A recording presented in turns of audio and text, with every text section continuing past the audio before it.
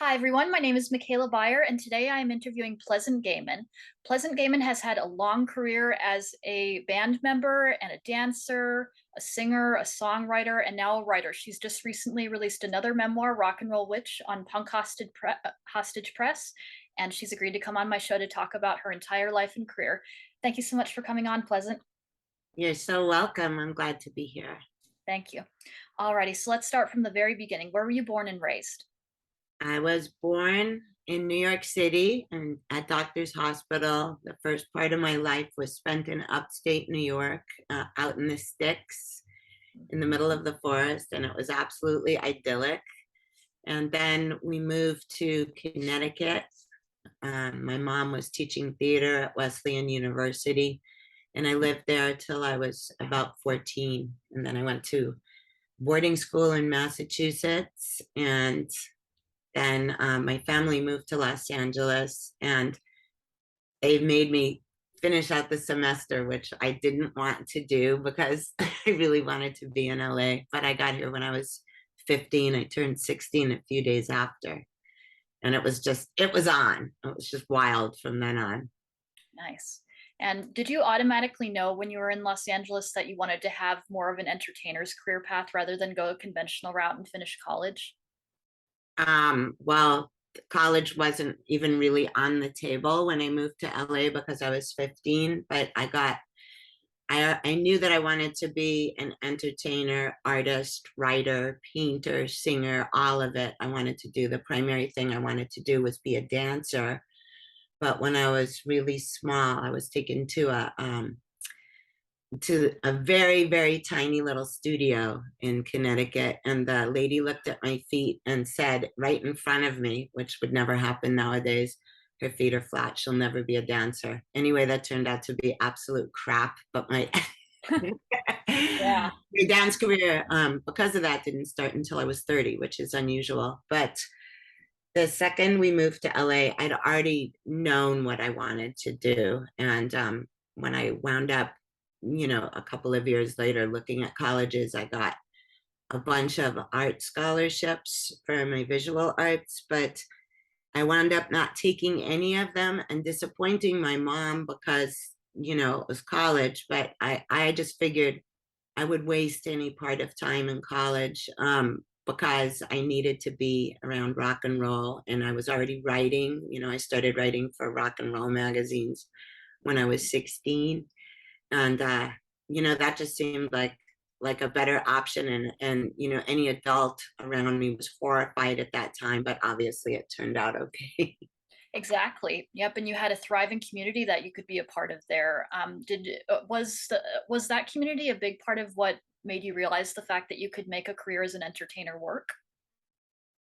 Well, yes, because before I even got to Los Angeles, I would read all the rock and roll magazines, like Cream, especially was my favorite. Hmm. And I just knew that I would fit in there somehow, which is kind of maybe odd for someone who's 13, 14, and 15 looking at that stuff, but I knew that's where I needed to be. And as soon as I got here to LA, it started happening. And some of it, I gotta say, was my own sort of just I don't even know. I don't want to say Machiavellian, but I already knew who all the major players were in LA, and I would just walk up to them and say, "Oh, hey," like insert the name, and they would usually think that they already knew me, Hmm. and so that's just sort of how that started happening. I got a job as a ticket taker at the Whiskey, and that led me to meeting everybody, and I was going out every night. And then when the punk scene started, that was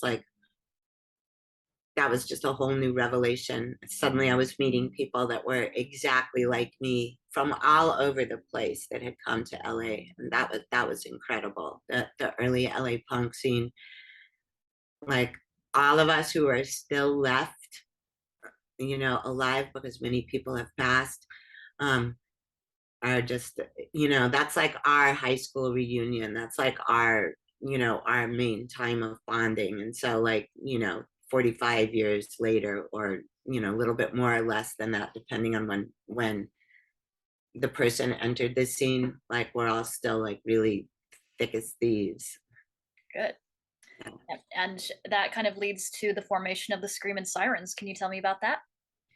I in the earlier part of the punk scene, I was writing a fanzine called Lobotomy, which was covering, you know, everything that was going on because none of the major papers or magazines were covering it in America. Well, in New York they were. I was also writing for New York Rocker, but in LA, like where all the record companies were, they weren't recognizing punk as like a viable option, you know, the way that it was happening in the UK. Mhm. So somebody had to write about it and somebody had to record it. So Danger House Records started, you know, making recordings. And, you know, even before that happened, I was writing a fanzine called Lobotomy, the Brainless magazine, which I did with the late Randy Kay and photographer Teresa Caricas. Yes.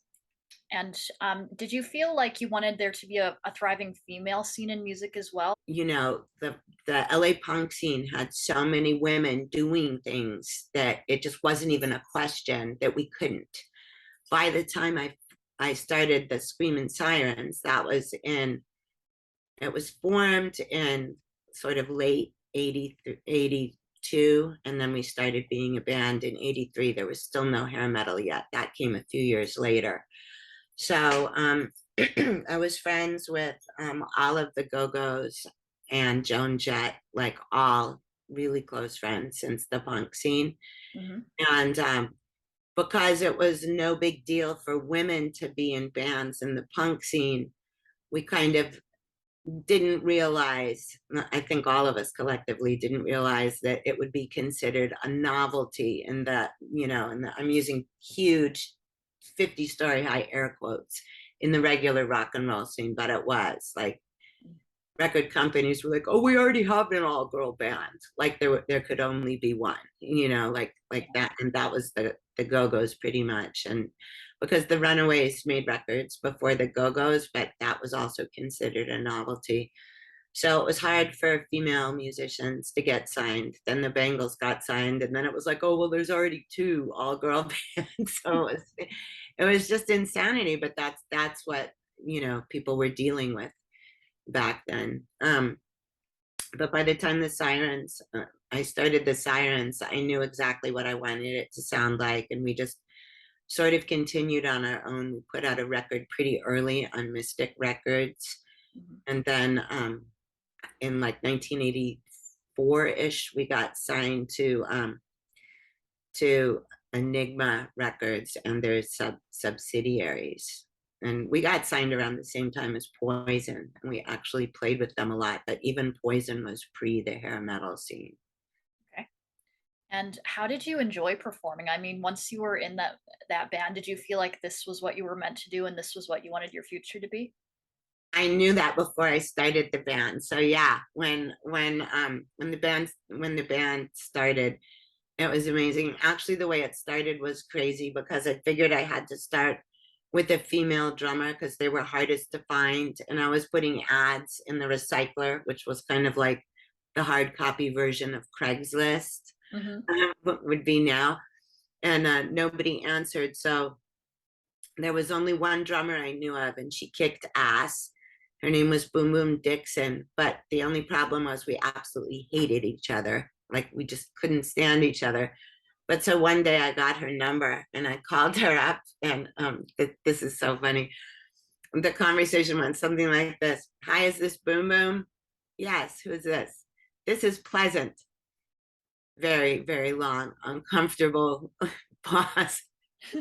And I was like, "What are you doing?" And she said, "Folding laundry," in a really like, you could hear the eye roll in her eyes. And I said, "Oh." And then there was like another really long pause. And I said, "Well, would you like to start a band with me?" and then there was another long, long pause. And she said, "What did you have in mind?" And I said, "Can we meet tomorrow?" And for some unknown reason, she said yes. And then I told her everything that I had in mind. And then she started like playing songs that she'd written, you know, and we were just absolutely on the same page. And then we just started the band. And like after it had been rolling a couple of years, I was like, why did you even like want to meet with me that day when we, when I called you up? And she said, because it was the sickest thing I could imagine, and I had to see what you wanted to say.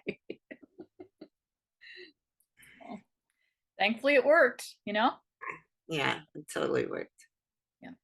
And later on, you recorded an after Fiesta. You also recorded Voodoo. And tell me about the writing process for those. I mean, did your writing have a very feminist bent and outlook to it? Did you write purposefully in that way? Yes, I was actually raised as a feminist. My mom was working with Gloria Steinem and Florence Kennedy and Sheila Tobias and like almost anybody you could think of when I was like really small. And so I didn't I didn't really call myself a feminist at that time because at that time also feminists were kind of anti-makeup, anti-girly girl looking, it was very different. So I had all of those values, but I didn't like it when people were saying I dressed for the male gaze because I was dressing the way that I wanted to dress. I didn't give a fuck if the male gaze was on me or not. I wanted to look like, at various times a 1940s movie star or a Wild West saloon girl or like a Weimar Republic prostitute. I mean, I didn't care. I was fascinated with a lot of different things. Hmm. And You were much more of an inclusive feminist than a lot of feminists at that time. I guess you would say that, but I didn't even like sort of, yeah, I didn't even think of it that way because like the term inclusive wasn't like being bandied about back then. Hmm. Yeah. Yeah. Yeah, I guess, yeah, I used a modern term, but that's kind of the way that I saw you when I was reading your descriptions because you had such joy in your femininity and you celebrated it like it as you just pointed out, you didn't feel like enjoying your body was anti-feminist. It was just part of your self-expression. Yeah, yes, I mean, that's exactly true. And at times when I was getting books published, which was starting a bit later than starting my bands, I'd already had like two books out to critical acclaim and, they were selling great and I was doing readings all over the place.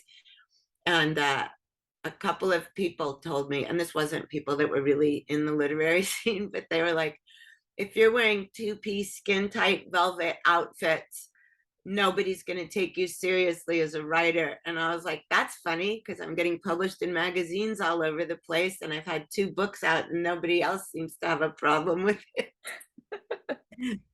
Yep. You knew better than them already. Yeah, I mean, I guess I just always wanted to be myself. Good.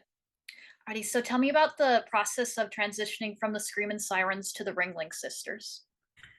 It wasn't really a process. The Ringling Sisters, I mean, it wasn't a conscious process. The Ringling Sisters, Iris Berry, who's now been my publisher for the past few years, and she's like my closest or one of my closest lifelong friends. Mhm. We were both writing constantly. We were already putting out chapbooks of our writing, and so we started a writing group for female vocalists of LA bands. And this included Johnette Napolitano from Concrete Blonde, Mhm. Texacala Jones from Tex and the Horseheads, Debbie Dexter from The Devil Squares, which, a lot of people may not know who they are now, but they were like a good band back in the day. And Debbie Patino from Raw Zebra, who's, that band is kind of the same.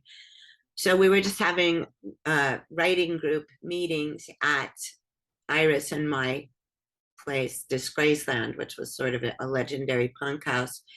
And we would get together and we'd work on poems or prose or, just anything we were working on. And we'd read it for each other. We'd give comments when we were just having fun because in those days, places that our bands were playing at had such crappy PA systems, you couldn't really hear the words, you know. Yeah. And so, but we were all into like the songs that we were all writing separately. And then Dave Catching, who's now, you know, world famous. He was, I was the first person he met when he moved to Hollywood, um, with a band called the Modifiers, but now he's been in, you know, the Eagles of Death Metal, the Lords of Mojave. I mean, I can't even list how many bands he's been in. But he was staying at my house, and he started putting music to the stuff that we were writing about, but we didn't know it until he already had some songs finished, you know, with our words. And then we sort of not reluctantly became a band, but we thought it would be like a good idea to do a couple of performances like that. And Iris and I called ourselves the Ringling Sisters because we both hated clowns. But because of that name, everyone we know started giving us clown knickknacks and clown costumes and clown posters. Oh gosh. We all had like coulrophobia, which is fear of clowns, and then that got eradicated immediately. But it was just supposed to be a side project, and in those days side projects weren't even being called side projects, and record companies weren't even regarding the fact that like some artists could have, you know, more than one like band or project. So you know, my record company was sort of horrified that we were doing the Ringling Sisters record company, which was Ode Records, run by Lou Adler, who had seen us perform. Um, you know, he didn't want me to be doing the Sirens or anyone else to be doing their other bands. And so there was kind of like a little bit of a tipping point there, because all of us were stubborn about wanting to keep our own separate bands. While even though that was going on, we still wanted to get signed to a label and work with Lou Adler. So that was kind of a tricky navigation going on there. Okay. But it turned out some wonderful music though. I mean, Way Out West, I think, is one of the best songs of the LA scene. It's so Oh my beautiful. gosh, thank you. That was obviously from a true experience. It was a girl I saw on Hollywood and Wilcox Avenue, you know, it's like a teenage prostitute. And there was so many of them in those days, but it wasn't like nowadays with all the homeless people and blatant prostitution. But if you lived in Hollywood, you could totally tell what was going on, you know. And this was a woman who was like my age or a little bit younger. And it just struck me. It was so Hollywood in that time period. Mhm. Okay, so tell me about making your solo record as well. I mean, did you make that while you were still in the Screaming Sirens and or the Ringling Sisters? That was going on concurrently with both, and that was a spoken word album called Ruined, produced by Harvey Kubernick, who's done a lot of spoken word things. And I already had so many like spoken word pieces that I would do at readings, that he asked me to record them. And I really like that record. I think it's hard to get now. I know you can probably find it on Discogs. Am I saying it right? Yeah. Do I need more coffee? Perhaps. Cheers. Cheers. Yeah, I've seen it on eBay a couple of times as well. So there are copies out there. Yeah. Yeah. And around this time, that was also when Riot Girl erupted as the grunge scene came in. I mean, were you a fan and a supporter of that movement? Um, and this is gonna sound kind of mean, but it's not meant to be. By the time that came, Riot Girls were coming out and got so much press. All of us, I'm going to say this in big air quotes, elder stateswomen of early punk rock were kind of going, okay, sure, this is a novel idea. Yeah. Yeah. But I You're mean, doing this cool. we liked the bands, you know, the bands were great, but I mean, it was like as though this was something that had only just happened, you know? And so I think that that also shows the timeline moving along, how long it took the mainstream to catch up with women being in bands. Yeah. And, you know, seeing the Riot Girl movement kind of throw away their momentum by having a mainstream media blackout is a little baffling to me looking back at that as someone who loves music. I mean, why not try to bring their feminism into the mainstream? I mean, what did you think of that at the time? I mean, I think of that now, probably that they were, I'm saying this in big air quotes, that they were woke before woke was a thing. So I think they didn't, they thought that that would commercialize what they were doing, maybe, or cheapen what they were doing. That's just my opinion. I don't think also that a lot of people understood the power of press as much as they do now, because press and social media and news websites and stuff back then wasn't what it was today. Like, I don't also the Seattle scene in general was a lot more political than other scenes. I mean, like, other scenes may have had a political ethos, but also they were just about, like, sort of the awesome raunchiness and debauchery of old school rock and roll, of punk rock, which was very political but was making headlines because it was shocking the mainstream. Hmm. So yeah, that's just kind of what I think. But also, I wasn't there in Seattle, so I'm only assuming. Okay. Well, one band that you covered in your writing as well was Whole, Courtney Love's band. I saw an interview that you did with them for a magazine. Actually, I think it was for either a fanzine or a magazine in Los Angeles. Do you remember that? Well, I mean, not only do I remember that, but I was the first person that gave Hole a show when I was booking at Raji's, and was also the first person to book Nirvana in Los Angeles, and so many other people that it would sound absurd if I made the list. And so the reason that I wrote that story was because Courtney asked for me. Really? Yes. That's amazing.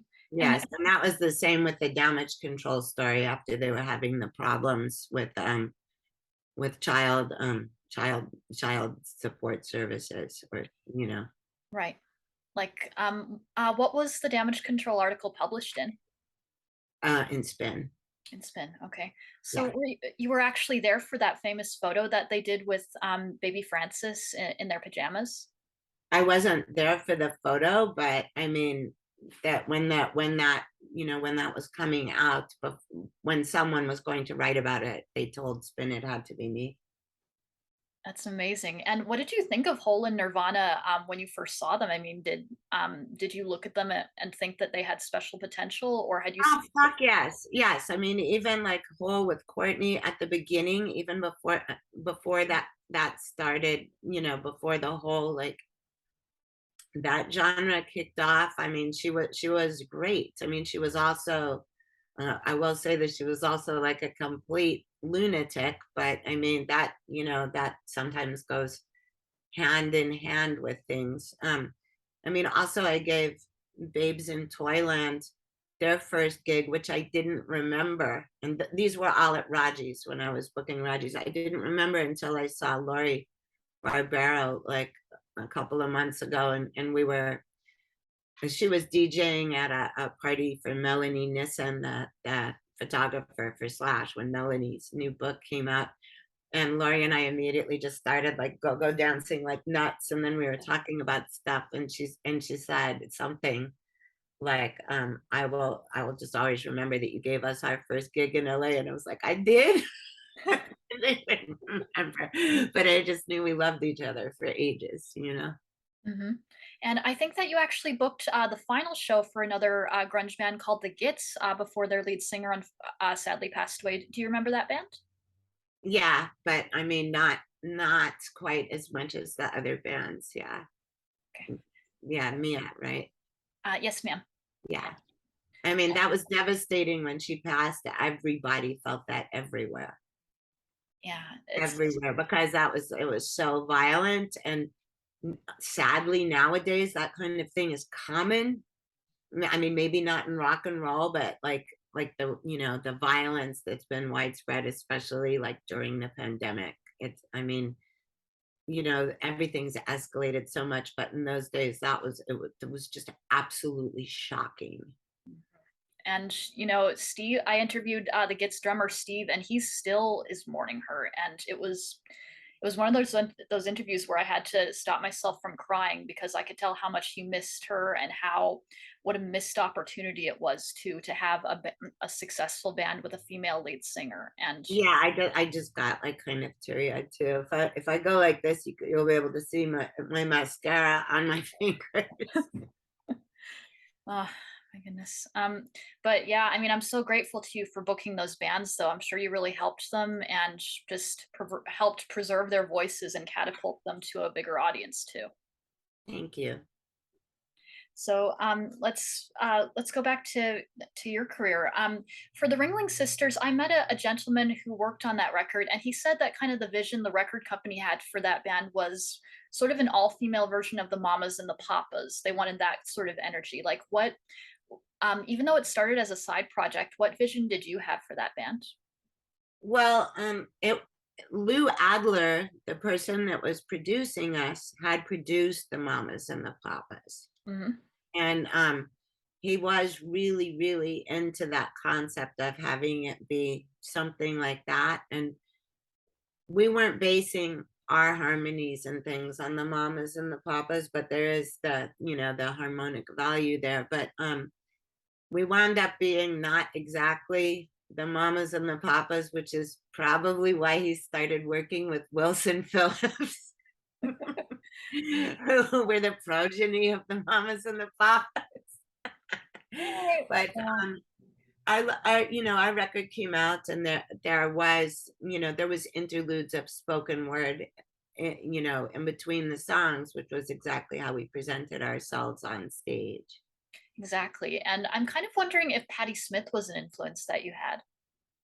I mean, maybe for some of the other women, Patti Smith, as well as like anything from punk rock or girl groups or 60s stuff, was always like, I loved it, but I don't think we were trying to be Patti Smith, or like it wasn't the same delivery, it wasn't at all the same kind of subject, because it's totally different times, different lifestyles, different coasts. So I don't like, none of us were like, oh, Patti Smith could combine like poetry with music. Like that wasn't it. We just wanted to do our own stuff. It was more of a beatnik influence than anything, from Okay. early 60s kind of beatnik, kind of like with your sunglasses on. Like we used to refer to the Ringling Sisters music as surf lounge with spoken word. And I remember one time, I can't even remember what record company it is, but when we were shopping our demo around, with the Screaming Sirens, we already have an all-girl band, right? That's what the Screaming Sirens were facing. But when we were shopping the Ringling Sisters um, demo around, the two comments we got the most were, "Do you think you could sound more like L7?" Who were our friends, and we were like, no. And then the other thing was, like, what's all this talking? Couldn't you have cleaned up your demo? Yeah. It's like Oh they yeah, this is just some studio chatter. It's not like it had like a title or a lead into a song or anything. This is just how clueless record companies were. exactly. It sounds like they completely missed the point, but Totally. yeah.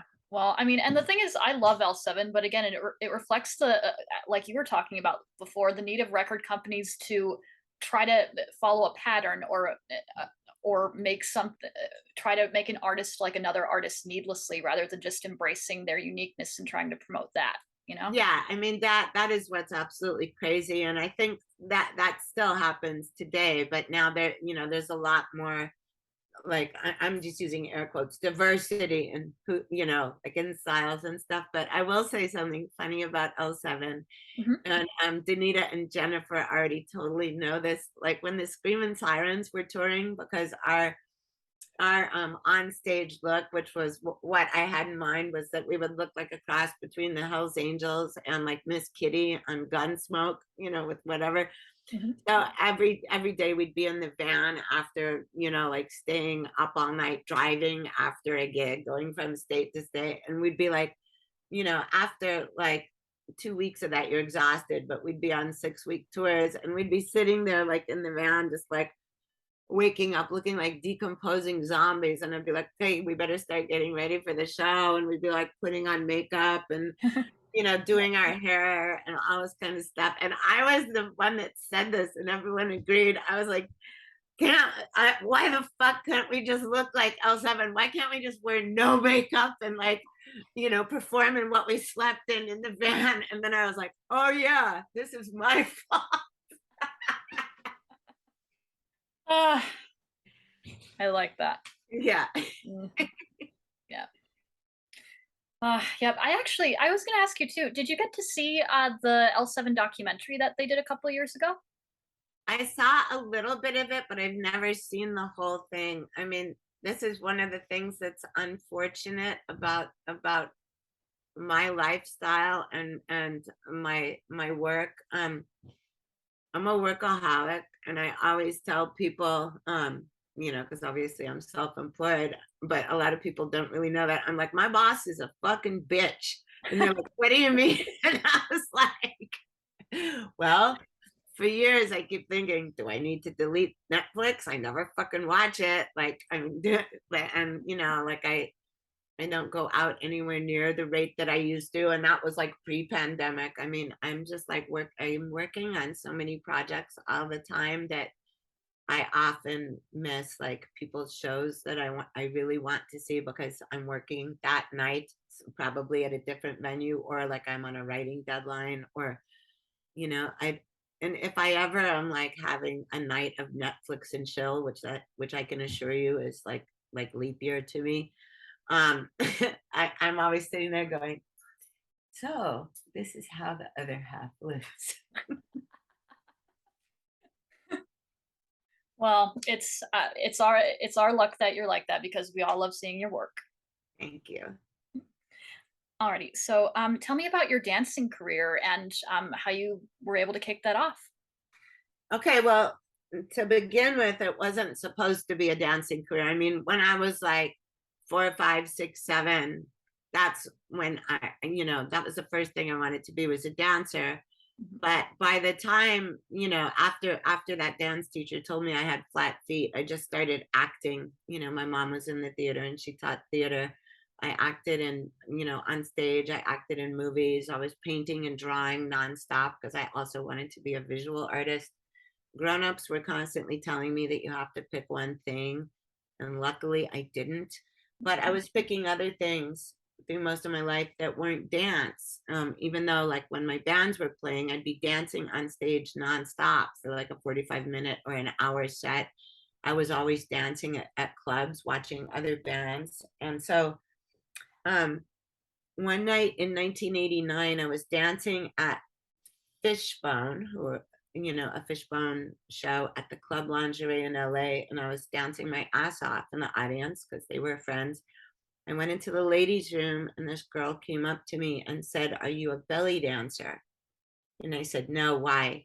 And she said, "Because you look like one, because you move like one." That's what she said. And I was like, "Oh wow!" And I took that as a compliment, because my father had written for National Geographic when I was growing up. And when I was about 4, I cut out a photo from one of the issues. He had a story in, and it was a belly dancer in Turkey. And she was like swirling around and had a crown on and all these veils. And I thought it was one of the most beautiful things I'd ever seen. And when I was 4 and 5, my Pinterest was a little shoebox full of pictures I liked that were cut out of magazines.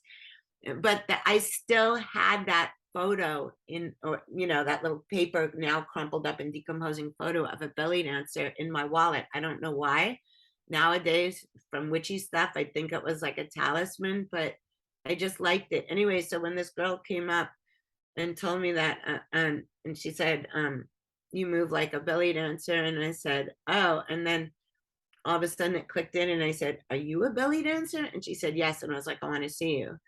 So she told me some gigs where she was, performing, and this was in landline days. So, we exchanged phone numbers on the back of a flyer, and I went to one of them, and it was the first time I'd seen a belly dancer in public, and I was floored.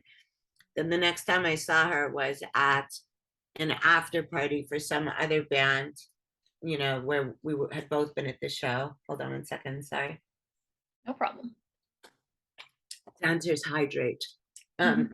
Anyway, um, so we wound up at the after party locking ourselves in a bedroom so she could show me some moves. And we were sitting there holding like, either wine or vodka or a tequila sunrise, whatever. And she was like, this is a figure eight. And she was moving around and people were banging on the door, which wasn't locked. And then finally the door flew open and a bunch of people like came into the room and they're like, give me something. And then they were like, what are you guys doing? They thought we were doing coke, which was like normal at parties. That's why you'd be in a locked door. And we're like, we're belly dancing. And they were like, what the fuck? I mean, they didn't say that, but they were just like, huh? so, so after that, I asked her if she'd want to teach classes, and she said yes. So I decided that the Screaming Sirens rehearsal studio was going to turn into a dance studio. So I called up, and again, this is landline days. Every woman I knew and said, "Do you want to take belly dance classes?" They're starting at my rehearsal place on Saturday.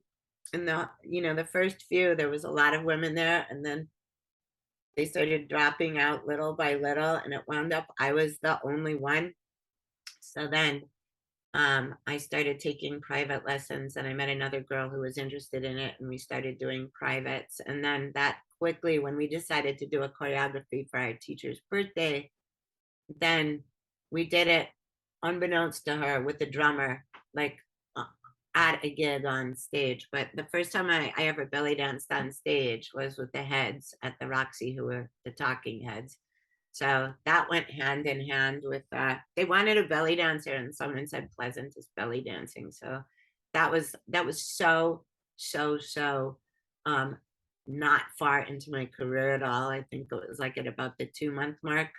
So I started doing this like way before I would have told any students later on in my dance career, like who makes a fucking debut when they've been dancing for 2 months? It's absurd. But then I started working at Arab clubs, um, like nonstop. And then somebody gave me a ticket to Greece because she didn't want her girlfriend going to Greece on her own, and said, if I give you this ticket, can you go with her? And I was like, yes. And I called up my job and I quit it.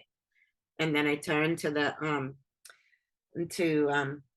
girl and I was like, do you have any interest in going to Cairo? She goes, I always thought Cairo would be cool. And they were paper tickets. So I grabbed them and called the airline and said, we're adding on Cairo.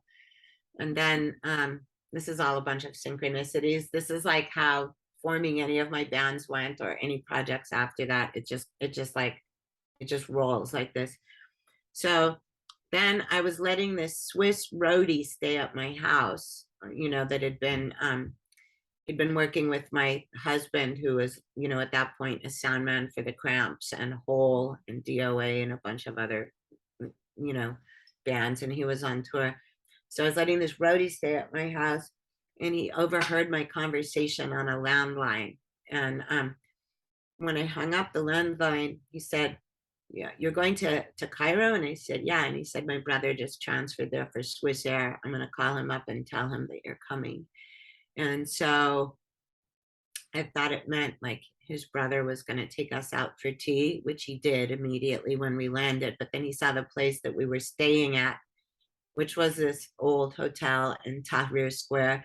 It was cool. It was actually kind of unchanged since the 20s. It looked like a hotel would look in a Tarzan movie or something, when they go to like the metropolis that was near the jungle or something. Mhm. But we stayed there that night, and then he said, you have to come and stay at my place. And so his place didn't have a bathroom down the hall. It was totally air conditioned. It was in this beautiful condo high rise. He had servants because that's what happened in Cairo.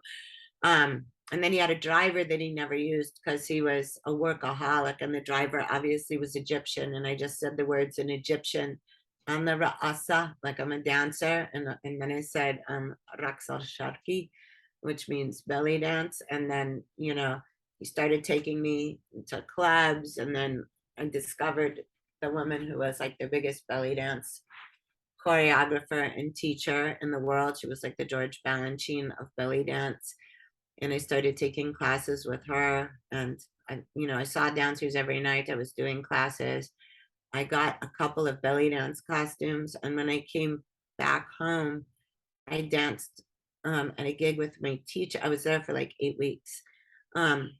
So then I danced with my teacher, and these Arabic people came up.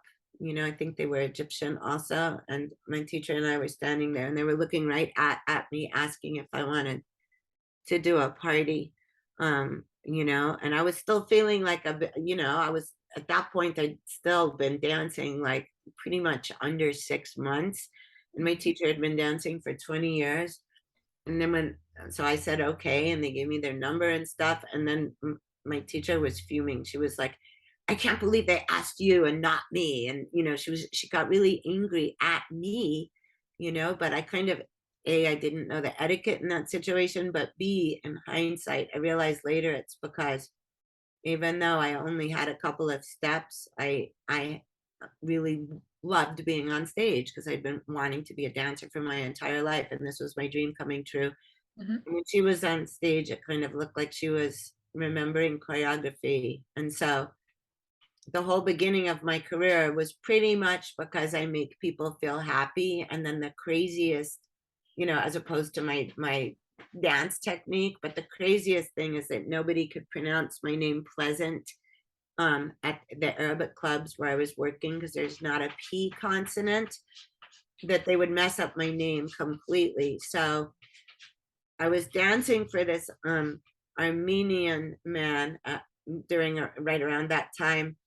And even though that wasn't Arabic, he thought my name Pleasant was present. And he said to me, oh, you are my birthday present. What you like to eat for breakfast in the morning? And I said, why, if you were 40 or 50 years younger, I might have to slap you. And then he started laughing and gave me a high five. But at that point, I was like, okay, I got to change my name. So I asked one of the managers of a club I was working at, how do you say my name in Arabic? And he said, Farhana. You're a very, very pleasant or happy girl. And I was like, okay.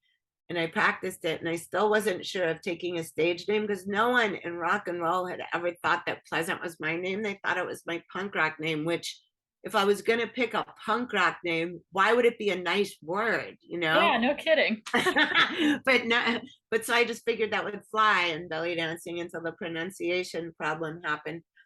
So then I was in a taxi, and this was for no reason. I mean, it was just to go somewhere, because I wasn't having a car. And the driver was Arabic, and he said, "What's your name?" And I said, "Pleasant." And he's like, "What?" And I said, "Pleasant." And he's like, "What?" And I said, "Farhana." And he said, "Oh, Farhana." And I was like, "Okay, that's it. I'm going to change it to that." So then people started calling me Princess Farhana, because I wore a lot of headdresses and crowns. That wasn't part of that wasn't part of the plan to be called that, but that was how a nickname turned into a professional name. Because then also, when I got a website, and I had among the first belly dance websites in America anyway, I tried to take farhana.com, but it was a plastic surgery clinic in Jalalabad, Pakistan. So that URL was taken. So then I tried Princess Farhana, and that one wasn't. So that's what happened. And it's still thriving. You do shows regularly now. Not regularly now, regularly since then, like all over the world until the pandemic. Like I was touring nonstop from like 2005 onwards, like everywhere you could imagine: Egypt, back and forth, Turkey, China, constantly across Europe, the UK, all across North America, including Alaska and Hawaii. I mean, it was by the time I decided I needed a break, it was 2017, and I was like, there's some people that I haven't seen in years that I love. And so maybe I'm going to take a year off and just do very minimal traveling instead of every weekend a month. I mean, because the whole time I was living in LA, but I wouldn't be home for more than a day or two, or once in a blue moon, maybe 4 days or a week, you know? Mhm. So I was like, I'm just staying home. I got to go out and see people and stuff. So what happens? I have a dream about an occult burlesque show, and that turned out to be Bell Book and Candle. I had already been coaching um, my co-producer, Shauna Leilani, aka Intuitive Shauna, in Mhm. burlesque, but she didn't know that I was me, and I didn't know that I was her, because she only knew me as Princess Farhana. When someone suggested me, she didn't know I was Pleasant, that was going to the witchcraft store that she was always going to. We didn't know until she walked into the studio, and we both looked at each other and said, huh? But so she was she was an extraordinary dancer even from the beginning, and she was kind of a beginner then, and this was over 5 years ago. And then I had this dream, and I'd been working with her, and so I said I had this dream about an occult burlesque show, and it's called Bell Book and Candle, blah blah blah. And she said, let's do it. And my only problem was that I hadn't been technically in LA for so long. I didn't know what venues would still be good, Mm. for doing a show like that, in like with a raised stage and nice sound and lights, let alone a place that had a quiet place for psychics. So Shauna and I started going out every night looking for the perfect combo of clubs, excuse me, I mean, of, elements within a club. And then none of them had both. They either had a quiet room, but then there was no stage and you'd have to dance among the chairs, which is fine, but that's not what I wanted. Yeah. Or they had a stage but no quiet place. And I kept thinking about El Cid in my head over and over, because I'd been dancing at that place for, almost 30 years, like dancing and doing other kinds of shows there, because The Sensuous Woman, the show I did with Margaret Cho, was in residence there through all of 2007 and most of 2008.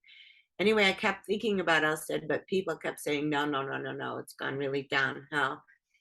So then I thought that I should call Lena Lacaro, who's the culture editor of the LA Weekly, but I'd known her since she was, a young, hopeful writer in the 80s, when I was already like writing and booking clubs and doing all of that, which like Lena wound up later doing, and doing a lot of other things. So she in my head one morning, it kept saying, call Lena. Lena's going to help you with the show. You have to call Lena. Give Lena a call. Lena will help you. And so this went on all day long. And that is what's called clairaudience in, in psychic terms or paranormal terms, because I wasn't just thinking it, it was a voice in my head saying it. And I'm not schizophrenic. So, so it was clairaudience. And so finally it got overwhelming.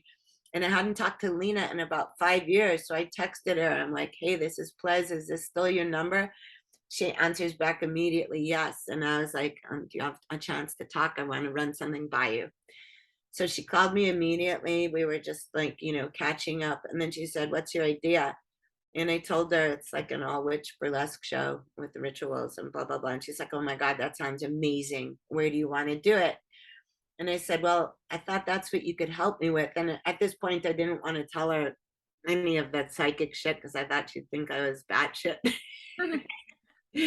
um, so then she said, where do you want to do it? And I said, well, I've been looking at every venue, but I keep coming back to one. And and it's just like, I just don't know about it. And she said, well, what is that? And I said, El Cid.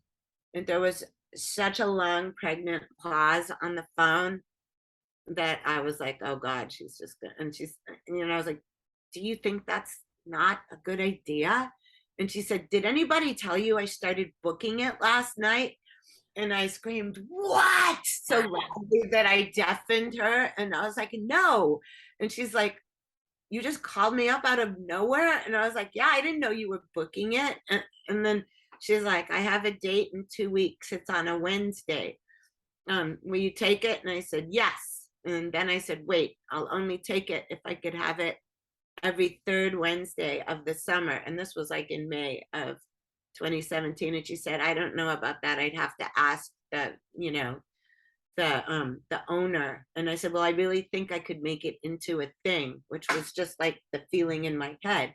Mhm. So she called up the owner, and the owner didn't know who I was, but his father knew me from the 80s. And apparently his father said, yeah, give it to Pleasant. She'll be fine. She'll just do it. And so that's what happened. And the first show that was put together within 2 weeks completely sold out. And then so did the next one, and so did the next one. And all the shows were coinciding with, like, the equinox, the full moon, the dark moon, you know what I mean? And so people kept saying, how long did it take you to plan this? And I didn't want to say it wasn't even planned, but it was just like, it seemed like we did everything carefully to hit like every witchy sabbat, or I mean, it was just fucking nuts. And it's still been going on like that. So now it's been over 5 years. I mean, it blows all of our minds. Yeah, and as far as the El Cid goes, I think that location is beautiful and it has such character. Like, I'm glad you guys were able to get it. And it's totally haunted, which was one of the reasons why I wanted it. Nice. Like, why is it haunted? Can you tell me the story? Oh my God, there's so many. I don't know why it's haunted, but that location has been several things. It started out as a meadow that was, I think, used in D.W. Griffith's Intolerance. I'm sorry, I tried to put my phone off, but I'm getting texts. I don't think you guys can hear it, but it just distracted me. I don't think I've heard it so far, so I think we're good. Okay. Anyway, then it was a club called the Jail Cafe in the 30s, where it had bars on the windows, and the waiters wore like striped "Oh brother, where art thou" kind of jail outfits, and they would serve like Clark Gable and all these beautiful, glamorous female movie stars, like slop on a tin plate with a spoon, and like cocktails, and like little tin mugs and stuff. And then it became a flamenco venue in the 50s, but all the flamenco dolls that they have in the cases literally move around by themselves. There's a 1920s looking ghost that I've seen and several other people have seen. A lot of the staff for years, because like they've got a very consistent staff. Some of those people have been there for over 30 years. Hmm. Refuse to close up at night. Like, it's super haunted Wow. there. For me, that's a plus. Yeah, exactly.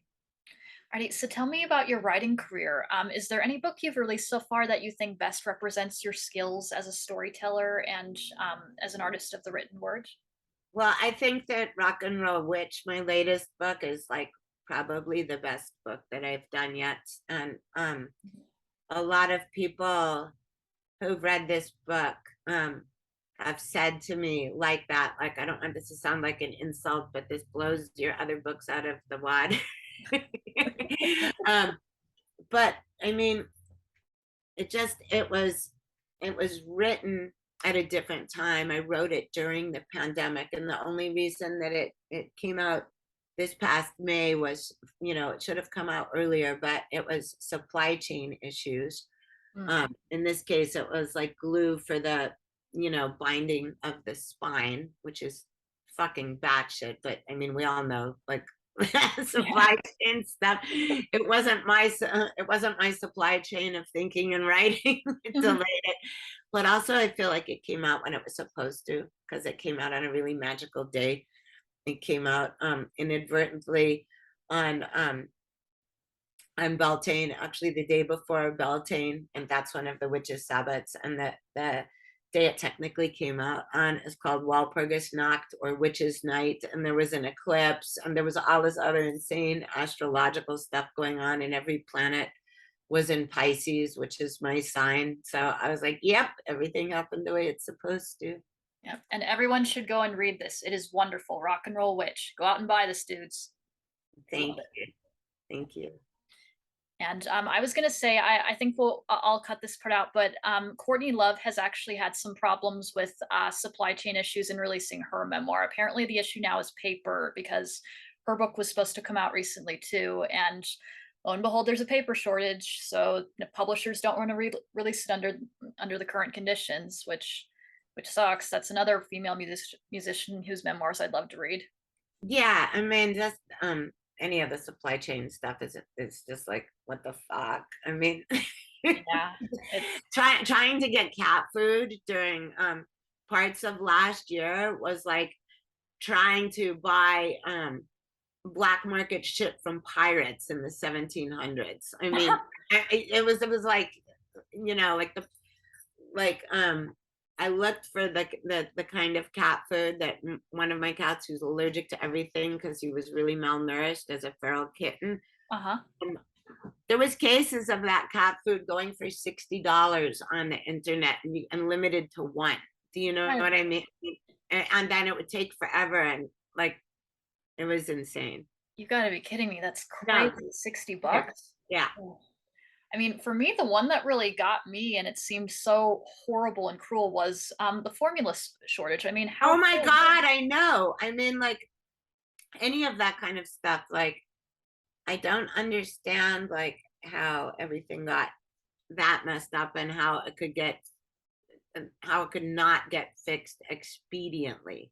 I know. And the formula thing happened at, not to get political, but it happened around the same time that Roe v. Wade got overturned. And I'm like, how much more How horrible is ironic is that, you know? I mean, like, Yeah, it was a terrible moment, and I'm not a parent, and I still felt for every woman and every parent in this country. Like, how much more can they take? Ugh. no, it's terrifying. All of that kind of stuff. I don't care if this part if any of this gets cut out or stays in. It's just, whatever you want. Okay, I think I might actually include this. We're feminists. We can talk about whatever we want. Yeah. Yeah. Yeah. And you've also appeared in several movies as well. Tell me about how you got started in that. Well, the first movie that I made was a student film when I was about 8, called Apple Tree, and it was done in Connecticut, and I was just climbing an apple tree with a bunch of other neighborhood kids, and then we were having an apple fight.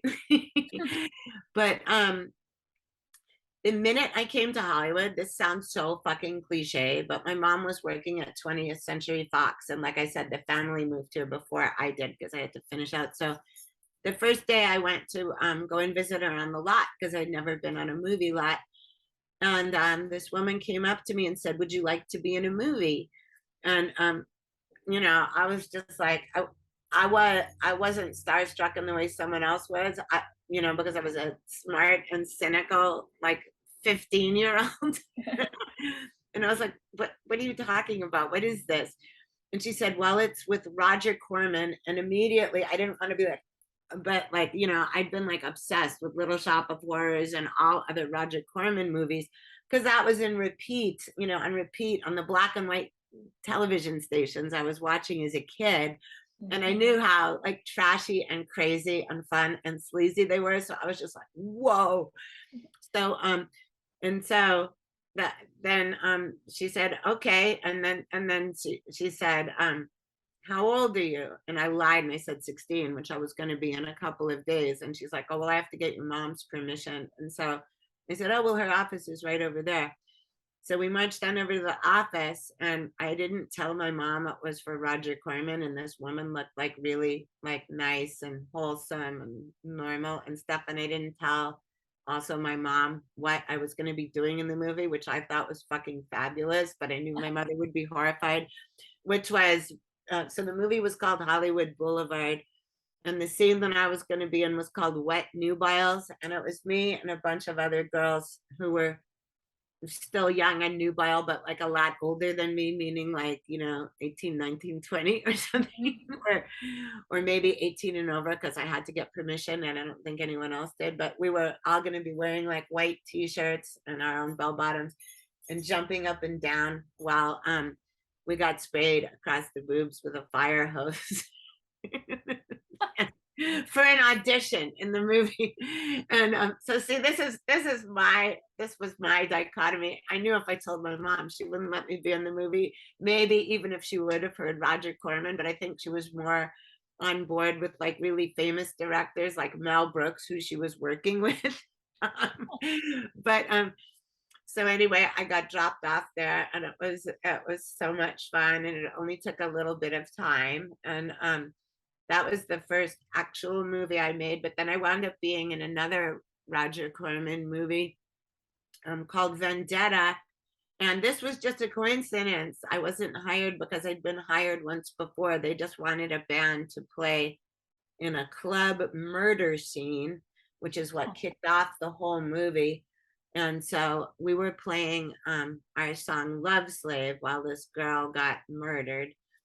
And then we played another time in the movie too, but this was a women in prison movie, which was also something that I aspired to, which again, my mother would have been horrified because I just loved like all the cheesy shit like that. You know, this was why I wasn't a normal feminist. Yeah, Because I loved it. Like I loved exploitation movies. I loved sparkly shit. I loved makeup. I love, you know what I mean? yeah, I was a wrong feminist, and I still stand by that. But anyhow, yeah, so we wound up doing that women in prison movie, and then I was actually in another women in prison movie, which was not directed by Roger Corman, but which was definitely influenced by it, and that was Stuck with an exclamation point by Steve Balderson, who's an amazing director that I've worked with like constantly my whole career. I've been in, I think, every movie of his except one or maybe two at this point. So in Stuck, I was playing a cop killing lesbian hooker named Dutch, and I was on death row, and my roommate was, or my cellmate was a girl named Daisy who was sentenced to death for a crime that she didn't commit. You know, she was death by hanging, and that, you know, so the film was about all of us like on the, you know, on the death block, but also like the, you know, a subplot of it was the relationship between me and Daisy, and it was all filmed in black and white with really like it owed a lot to I Want to Live with Susan Hayward, you know, and you know, it just continued on. So I was so happy to be in a women's prison movie. And then actually I was the only woman there who would agree to taking their top off for a shower scene, which is also typical of me. Anyway, yeah. nice. And tell me about your career as a tarot card reader now. Okay, so I've been doing tarot since I was 12. I babysat like all over the neighborhood and raked leaves and you know, mowed lawns and stuff. I don't know why I wanted to do it. I always wanted to be a fortune teller. There's stories about that in Rock and Roll Witch. And so I was reading, you know, tarot cards for people that I was like in junior high with, that I was friends with, but I didn't even know what I was doing because there was no, I didn't have a book then. It was the 70s. I had to send actual cash and a piece of paper in an envelope. And then when the cards came to me, they were a Marseille deck, which is different than like the tarot that most people know about now. It just had like the major arcana had pictures, but the minor arcana would just be like 10 wands or like eight, you know, eight swords or, you know.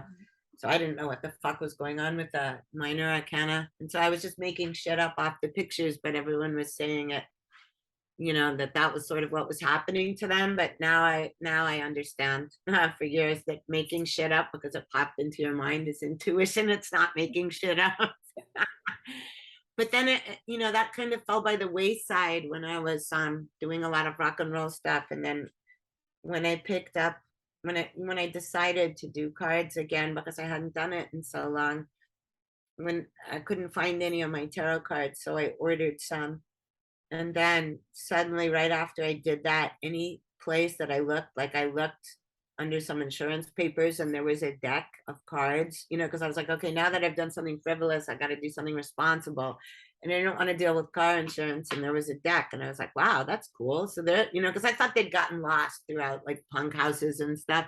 Yeah. And then I went into a sewing kit to get something which I was using a lot because I was a dancer and you're constantly like, sewing finger symbol elastic on or elastic onto ballet slippers or fringe on a costume.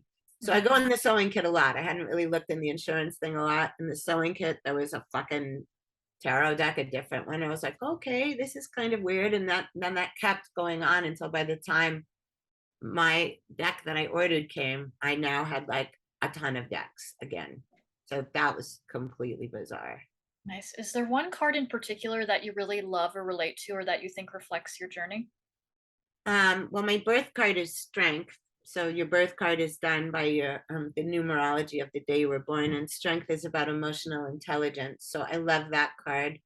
But I have three that are like kind of my top favorites. The other one is the Wheel of Fortune, which is about synchronicity and being in the right place at the right time, which is pretty much my whole life. So this is the Wheel of Fortune. It's not the whole card, but it's the only symbol of a tarot card I have tattooed on me, and I've got a lot of tattoos. I mean, that's going to change. The other one that I love a lot is the High Priestess, but every damn female tarot reader, that's her favorite card probably.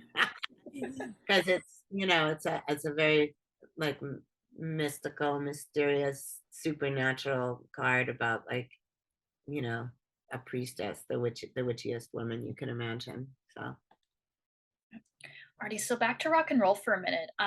You were a rock musician at during the golden age of rock and roll, and kind of what I consider the golden age of rock and roll is from Elvis Presley's first appearance on the Ed Sullivan Show until the death of Kurt Cobain. So 1956 to 1954 is kind of what I consider the golden period.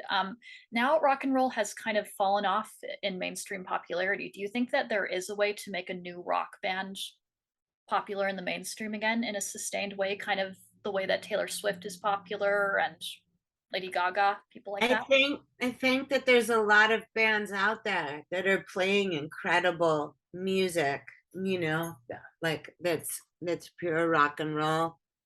But I don't really have my fingers on the pulse of the music industry now. I do know that I have to do a lot of dummy checks with people going, this sucks, right? Or is it just because I'm old? And this is to like people that are like, I'm old enough to be their grandma, and they're like, nope, it sucks. You know what I mean? I'm trying to keep an open mind, but but I think basically we're like at the same place that we were when punk rock started, because the mainstream music just fucking sucks. Yeah, I definitely don't like a lot of mainstream music right now, but who knows? Like maybe another wave of great rock and roll will come, and that'll be. eh, Yeah, that's what I think is gonna. I mean, it's ripe for that to happen now. It's absolutely just ripe for it to happen. Yeah, and we kind of need someone with money to invest enough in promoting a rock band and keeping them on top and giving them the power and promotion that they need to sustain a career. You know. Well, there is that, but I do believe nowadays with YouTube and every other kind of social media, including like Instagram Reels and stuff, like it's a lot easier for people to promote their bands now. Like I'll just put it this way. Sometimes people say to me, how are you so good on social media when you're your age? Which I'm 63. And I'll say, well, it just beats the fuck out of wandering through Los Angeles handing out flyers for 5 hours. And the only way people could really like hear you was if they went to a live show, or if you made like a demo cassette. And here's the thing, you are very, very good on social media. Just your posts are so much fun and you're beautiful. So props to you for mastering it. Thank you. I'm going to give everyone a little public service announcement for a second about social media, though. And this isn't only my social media, but I have a lot of imposters today, right before we got on this podcast. I reached my 40th imposter. So this Wow. is this is accounts that are using my pictures, my intellectual property, and all of that, and they're pretending to be me. So my only account is at Princess of Hollywood, all one word. If you see one that has numbers or letters after it. It's not me. And also, if you happen to be following me on Instagram, or if you start following me, I will never send you a friend request first, because the people that do that, as soon as you answer it, they will start DMing you for tarot readings, and I don't do that.